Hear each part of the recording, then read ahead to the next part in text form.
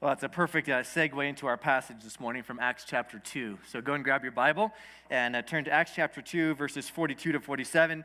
We're in our series in the book of Acts, and so this is where we find ourselves this morning, and you'll understand why it's a good segue from what they just said right into this passage this morning. Let me read it for us, Acts 2, 42 to 47, and then we'll get into it, starting verse 42. And they devoted themselves to the apostles' teaching and the fellowship, to the breaking of bread and the prayers. And awe came upon every soul, and many wonders and signs were being done through the apostles. And all who believed were together and had all things in common. And they were selling their possessions and belongings and distributing the proceeds to all as any had need. And day by day, attending the temple together and breaking bread in their homes, they received their food with glad and generous hearts, praising God and having favor with all the people. And the Lord added to their number day by day those who were being saved. What a great description of the early church. And we're going to get into it this morning, but I want to begin with this question. What adjectives would you use to describe an ideal church? I mean, if you could write it down, 3 or 4 adjectives, you say this is what would be amazing in a church. I mean, maybe some of it's related to what Terry and Craig were just sharing. Maybe some of it's related to this here. But how would you describe it? Think about it for just a second. And the reality is that for many of us, our experience of church doesn't always measure up to what we read in Acts 2, 42 to 47. It looks like the picture on the box, like a Lego box, and then he's like, oh, great picture, and then you get the Legos, and you pull them out, and you're like, there's no way this group of Legos is making that picture on the box, right? It just feels like our experience is a little more messy, not quite as ideal as what's described here in Acts 2, 42 to 47. And clearly the early church had problems. Clearly the early church, we'll see later in chapter 5, had some really big problems with people lying and dying immediately after lying. So there you go. Take that for what it's worth. But the early church wasn't perfect, and yet what we see here in this little paragraph is a description of an alive church. We remember from last week, Acts chapter 2, that the Spirit of God descended upon the people and it birthed the church. And so you could say this is a newborn church. And, they don't have a lot of history, not a lot of baggage from the past. They're just starting fresh. And it's a beautiful thing when you got a startup church. You can just kind of begin with that much baggage, much history. You just get to create and innovate and do what you think is the best according to the scriptures. And so this is kind of what's going on for them. So I want to do, as we are in the passage this morning, is look at 5 marks of an alive church. You could use those as the answer to this question. What adjectives would you use to describe it? What would it have been like to be part of this church? And so we're going to walk through this morning. So keep your Bibles open. 5 marks in a live church. The first thing I want you to note from this little passage here is that the way that Dr. Luke, who's the writer of Acts, has written this is that he's included the word "and" over and over again. You can see it in the passage. It begins with the word "and," and then in verse 43, and verse 44, and verse 45, and verse 46, and you get the point.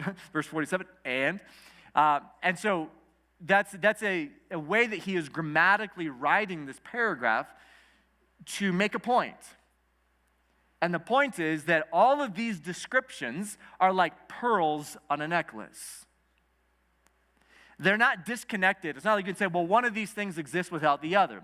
They're all interconnected to each other, like pearls strung in a necklace that are actually dependent upon one another.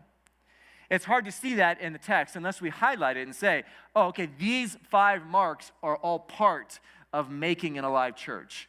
They all go together.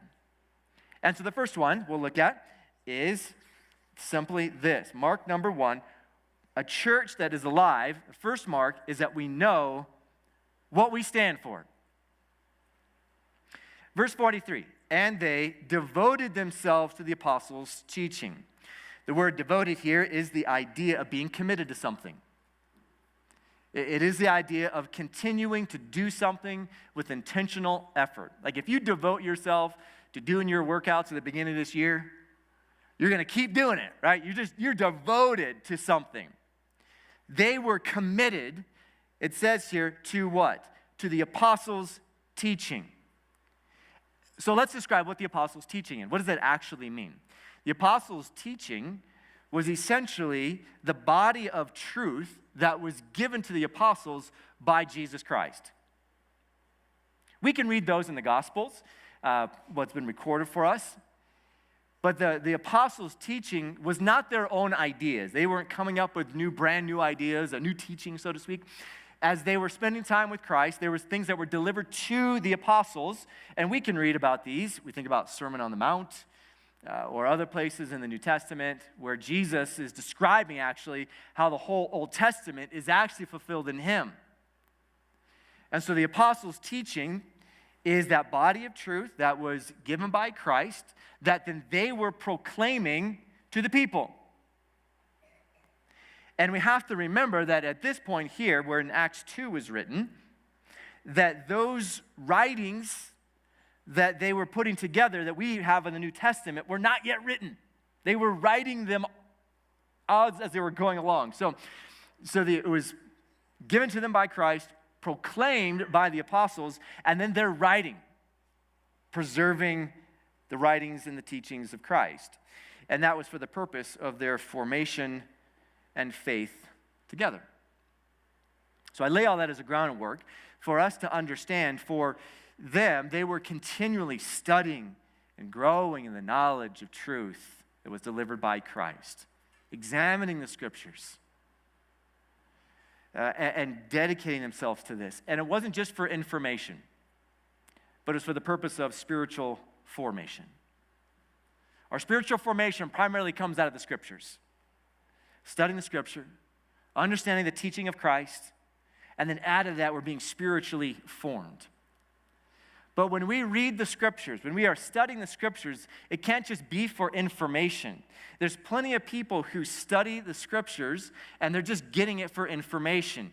We have to dedicate ourselves and commit ourselves to reading and studying the scriptures for spiritual formation, forming who we are and forming what we believe.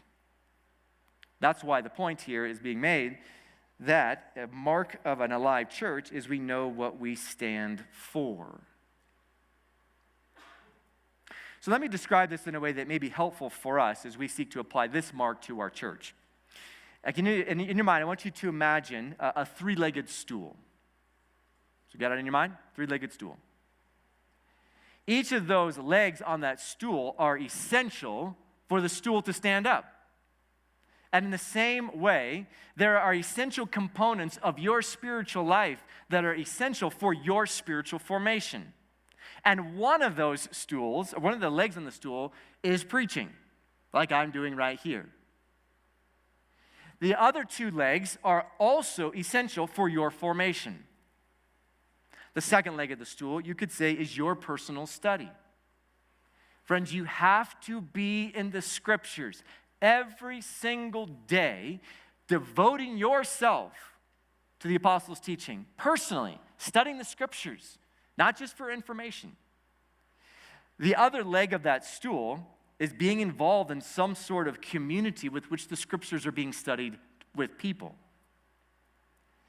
So if you think of that three-legged stool, all three legs of that stool are essential components of your discipleship, your spiritual formation. So let me be very clear. If you are relying upon a Sunday morning sermon to be the main diet for your spiritual formation, you will be spiritually malnourished. Me standing up here or another person standing up here for 25, maybe 30 minutes, and that is the only spiritual food you are getting, by tomorrow morning, you are going to be hungry. By Tuesday, even more hungry. By Wednesday, you get the point? If you eat once a week, you will not be very healthy. You need to eat the scriptures. Even as we're looking at Ezekiel, eating the scriptures, right? So yes, there's an essential part of preaching and being in an environment like this. We'll get to in just a minute. But for your spiritual health and your spiritual formation, you need to study the scriptures every single day. And you need to be in a community of people, which you are doing that together. And as we put that all together, those three legs on that stool, then we'll have a better idea of what we stand for. So let me give you a little bit of a clue. And if you are here and you're checking out this church, or you just want to know, what does Venture Church stand for? I want to give you a few things we stand for. We stand for the authority of Scripture. We have dedicated ourselves to studying the Scriptures here in this space, personally, in groups. We stand on the authority of Scripture, which informs the things I just want to tell you right now. We are for salvation through Christ alone, by faith alone. That is it. There is no other name by which we must be saved but through Christ. We stand for salvation through Christ alone. We stand for life beginning at conception. Last Sunday was the Sanctity of Human Life Sunday, which we are part of through our connection with Life Choices. There was a table out there last week. We stand for life beginning at conception. This is in our doctrinal statement. This is what we stand for. We also stand for biblical marriage being defined as man and woman for life. We don't get to define what marriage is. The scriptures tell us what marriage is. Connected to that, we stand for the biblical definition of gender, male and female. We don't get to define what the genders are. They are male and female, created by God. So I just want to be very clear about that as you think about what does this church stand for. Those are some things. What are we for? Because the temptation for any church or any Christian is to say, well, we're more known by what we are against rather than what we are for. Let's build our devoted nature to the apostles' teaching, and out of that say, what are we for as a church? I think that will help us leave a mark. Number 2, our relationships are super sticky. Super sticky. The body life of the early church was full of this gracious posture towards each other. And it's captured in the word fellowship. You see it there in verse 43. They were devoting themselves to the apostles' teaching and the fellowship, to the breaking of bread and the prayers. So oftentimes, if you've been around church life at all, you think, well, let's have some fellowship together. What do we mean by that? Let's have food. Let's have some fellowship. But the word is actually richer than just eating. It's the word for koinonia. And koinonia is describing a relational environment that was highly sticky and highly attractive. It is descriptive of a unique togetherness that was not easily or quickly separable. That's the idea of fellowship. When we're fellowshipping together, it's not this like, we're having a meal together. It is we are making a commitment to stick together.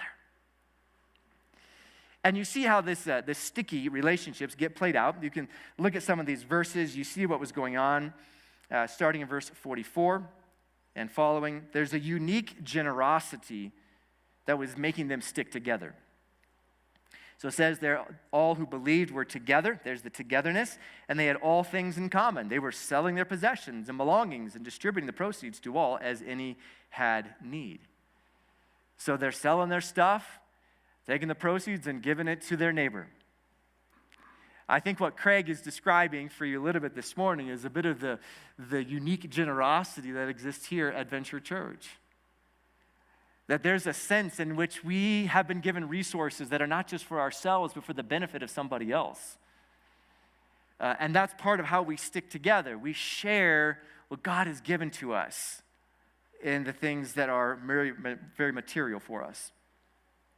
Third, we also see there's a unique hospitality going on. You see later in the passage that they were meeting in their homes, that they were there in their homes, welcoming people into their homes. And what were they doing? Eating, breaking bread together. And I think there's an element here for us to think about of hospitality. Of yes, we as a church, and you probably with your friends, when you maybe have a small group, there's a uniqueness of eating together. Why is that so special for us? Why, when we throw an event at our church, does like everybody show up if there's food? But if there's no food, like nobody's showing up. Well, maybe not nobody, but our numbers go like way down, right? Listen, if we want you there, we're going to be like, there's food, right? Why is that? Well, theologically, I think there's an attractiveness there because when we share a meal together, whether it's, at a taco joint in town or just here in the church, we are experiencing common grace, which means that we are sharing in something that is outside of ourselves, food, that we are dependent upon to sustain us. And isn't that just like God's grace? We are so dependent upon God's grace to sustain us. And so none of us can produce that grace. It is all given to us, graciously given to us. And so when we eat together, there's an element of us saying, you know what, we together are dependent upon an outside sustenance to keep us going. That is a good thing. So there's that hospitality. We invite people in. One of the things I love about this passage is that there's kind of this like fluidness to life that they were experiencing that was not programmatic. In fact, it's very organic. It was just kind of happening, almost this web of interconnected relationships with one another. I wonder what it would have been like to be part of that early church. So how is the first pearl on this, the first mark, connected to this one? It is simply this, that our unity, our togetherness is not dependent upon our preferences, but it is dependent upon the truth that we believe together. That's how the two pearls are connected together. Our common unity together is not a uniformity in preference. We have all kinds of different preferences in this place for what we like, what we don't like, what we prefer, what we think is just our personal preference for things. But our common unity is not a uniformity on our preferences. It's actually a common unity in a body of truth that is fulfilled in the apostles' teaching that we say, yes, that is what we agree to. That is our unity together. So if we're going to leave a mark in this way here, it means that the differences that we have as a church, which could be many, that we have a way of working through those things in a biblical, Christ-honoring way. That we have a way to not make our differing opinions and our different preferences the main thing, but we are gracious and hospitable and generous towards each other. It's a way for us to give each other the benefit of the doubt instead of casting doubt on each other. We stick together. Number 4. Actually, I'm on number 3, aren't I? Let's not skip number 3. You'll know why in a second. Number 3, Jesus is the center of everything. That's why we can't skip it. Jesus is the center of everything. So there's this relational quality going on, right? They're just this dynamic, just amazing community going on. Not perfect, but they're doing something really special. And then we see in verse 46 that they were attending the temple together day by day. Every day of the week, day by day, they were putting aside whatever was their priority and saying, we're going to come together, and we're coming together to worship. That's what they were doing in that coming together. They were breaking bread together. They were praying together, which means they were taking communion together, and they were praying. That's what they were doing, day by day, gathering for worship. Isn't that amazing? Can you imagine what that might be like for us? We're so busy. Our life is so wrapped up in other things that we come for an hour, and then we're done. But what if? What if day by day, that was our experience of coming together to worship God? It's often said that the highest employment of our humanity is worship. The highest employment of our humanity is worship. Worship is the activation of the human soul in response to God. Worship is not something we attend. We think of it that way. I'm going to worship today. I'm attending something. No, it is the way in which we do life together. And as we are worshiping on Sunday, our worship should continue on Monday, on Tuesday, Wednesday. You get the point. That is an activation of our soul every single day. That we put Jesus on the throne of our heart.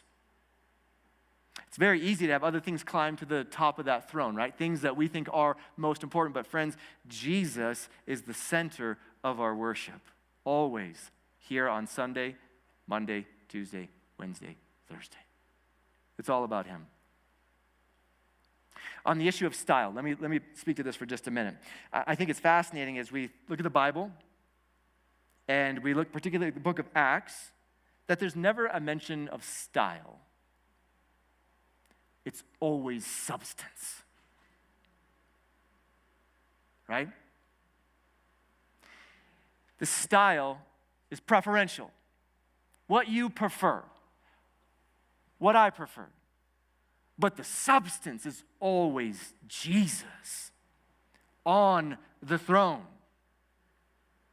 And so if we think about in the context of corporate worship, what we are doing here this morning, we think about the songs we sing or the order of service with which we do things, the questions that we have to ask and the grid we run that through is this theologically accurate? Is this biblically in bounds? And if we can check those boxes and say, yes, it's theologically accurate and it's biblically within bounds, we're not doing anything that's extra biblical or sub-biblical, we have freedom of expression of worship. To worship any way, in multiple ways. And not getting stuck on the style itself, but making sure the substance is Christ and Christ alone.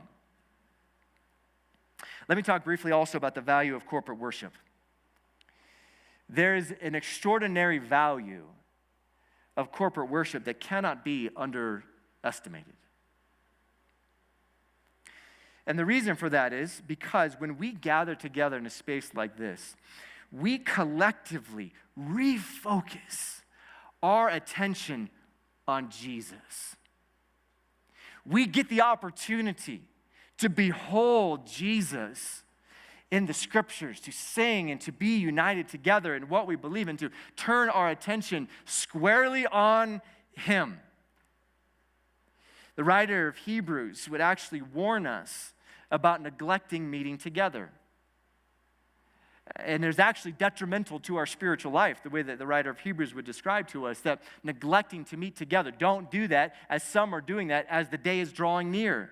As time is drawing to an end, there will be some who say, it's not worth me getting together with other people in a room and worshiping. Friends, let's listen to the warning of Hebrews that says there is a value in us coming together to refocus our collective attention onto Christ. And yes, you should be doing that individually. But the value of us being together, sitting in rows like you are sitting, is that together we focus our attention on Christ. Remember the three-legged stool for spiritual formation. Sitting into the scriptures for a message is an essential part of your spiritual formation. You need it. Jesus is the center of everything. Mark number 4. The atmosphere overflows with holy reverence for God. Look at verse 43. I find this verse absolutely fascinating. Verse 43, and awe came upon every soul, and many wonders and signs were being done through the apostles.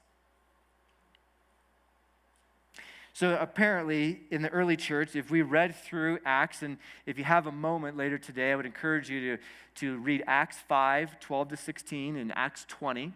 If you look at those passages, you will see that there's a lot of supernatural things happening in the early church. In particular, in Acts chapter 5, Peter is in the street, and his shadow, as people are walking through his shadow, were getting healed. Unbelievable things, miraculous things. Signs and wonders which were being done in the early church.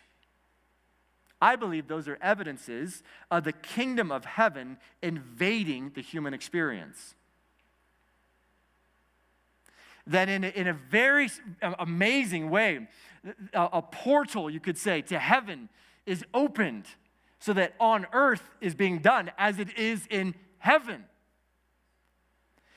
It's this holy invasion of the kingdom of God coming down and being in part of the human experience.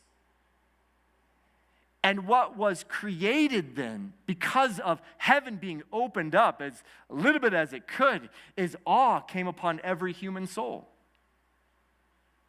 The word for awe there is holy reverence.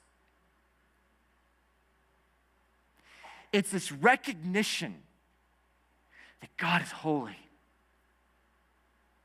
that He is other, that He is different, that He is set apart. And I think sometimes for us, have we lost that sense of holy reverence for God? I mean, honestly, we come so flippantly into the presence of God, which is okay. He's close and He's present. But should we be coming with a little more holy reverence? We're in the presence of a holy God. What would happen if heaven opened up and we saw Him, just a glimpse of Him? Would we not be more reverent in our approach to Him, more humble in our approach to Him? Our capacity to take in His glory is so limited. But friends, I think we could stand to have a little more holy reverence for a God who is invaded into our human experience, such that, yes, we come as we are, but that doesn't mean we come casually. It means we come with holy reverence for God. We may not see signs and wonders like they did, but it doesn't matter.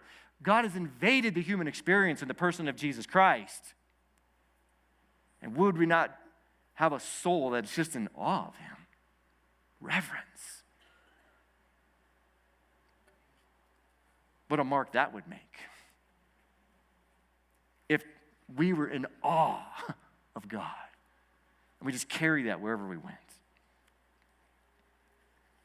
Fifth mark. We go out of our way to make heaven a little more crowded. Look at verse 47. Verse 47, praising God, having favor with all the people, and the Lord added to the number day by day those who were being saved.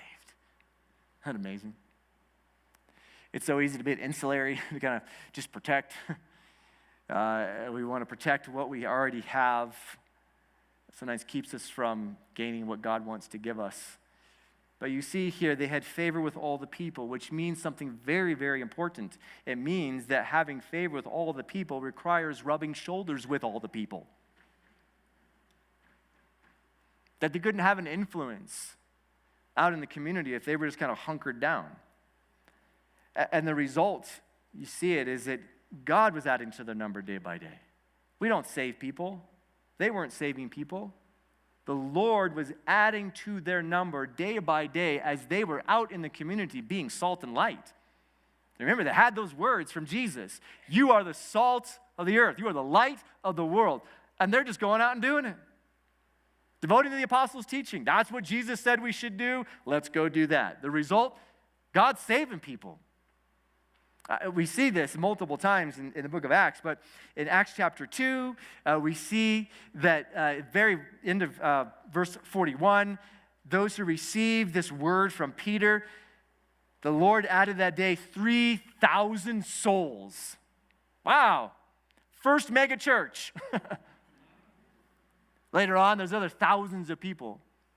The Lord is doing it. But he uses people who are in awe of him, just going out and having favor with all the people. Who is God putting in your pathway this week? Will you ask him to put people in your pathway that you can have an influence on for Christ? Maybe it's someone at the gym, maybe it's someone at your school, someone on the street, someone in your workplace, someone at Starbucks, someone at the grocery store. I don't know, but I do know all of you are going to leave this space in a few minutes and you're going to go out. Would we find favor with all the people? 5 marks so that we leave a mark for him in our generation. Let me close with this. This is important. It's pastoral. It's not in the scriptures, in this passage. It's pastoral for you and for me. It is very easy to be critical of the church, isn't it? It's easy to make complaints. It's much harder to be part of the solution. It's easy to say, well, you know what, my experience of the church is such, and it doesn't measure up, so let me just kind of lob a little bit over and be critical. Wouldn't it be better for us as a community that's looking to make a mark to be more part of a creative solution rather than just being critical? The scriptures are pretty clear and pretty strong on complaining. It's actually a sin. So let me just encourage us as a body of people who we want to leave a mark. You want to leave a mark. Let's turn down the complaining and turn up the creative innovation. How do we do these things? And leave behind complaining for another day. Just leave it behind. Let me pray for us, and we'll respond with a song this morning. Please stand with me as I close this in a word of prayer.